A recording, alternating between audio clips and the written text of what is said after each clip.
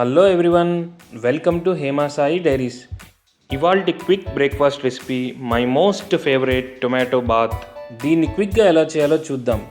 బ్యాచిలర్స్కి ఇది ఒక గొప్ప వరమనే చెప్పొచ్చు. నేను బ్యాచిలర్గా ఉండే టైంలో రెగ్యులర్గా చేసుకుని తినేవాళ్ళం. ఎంత వండినా గిన్నె ఖాళీ చేసేవాళ్ళం, అంత బాగుంటుంది. దీనికోసం ఒక కడాయిలో 2 టేబుల్ స్పూన్ల నూనె వేడి చేసుకుని ఆవాలు, జీలకర్ర, పచ్చెనపప్పు, సాయమినపప్పు, కొద్దిగా జీడిపప్పు కూడా వేసి ఎర్రగా వేయించుకోవాలి.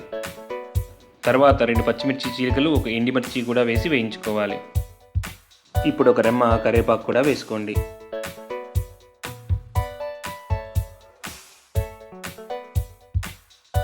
ఈ పోపు బాగా వేగిన తర్వాత ఒక పెద్ద ఉల్లి తరుగు, ఒక మీడియం సైజ్ బంగాళదుంప ముక్కలు, ఒక టొమాటో ముక్కలు వేసుకుని రుచికి సరిపడా సాల్ట్ వేసుకుని మూత పెట్టుకుని ఒక 5 నిమిషాలు మగ్గనివ్వాలి.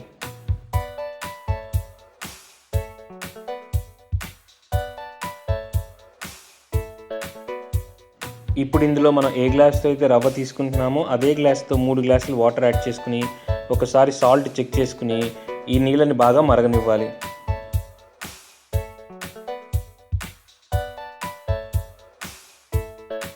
ఈ నీళ్లు బాగా మరిగిన తర్వాత బొంబాయి రవ్వని కొద్ది కొద్దిగా వేసుకుంటూ కలుపుకోవాలి.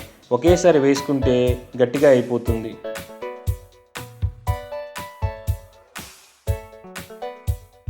ఒక్క 2 నిమిషాలు కలుపుకుంటూ ఉడికించుకుంటే మన టొమాటో బాత్ రెడీ అయిపోతుంది. ఇది ఎక్కువసేపు పొయ్యి మీద ఉంటే గట్టిపడిపోతుందని గుర్తుంచుకోండి. దించే ముందు 1 స్పూన్ నెయ్యి యాడ్ చేసుకోండి. ఈ టొమాటో బాత్ వేడివేడిగా ఉన్నప్పుడే తినాలి, చల్లారిపోతే అంత రుచి అనిపించదు.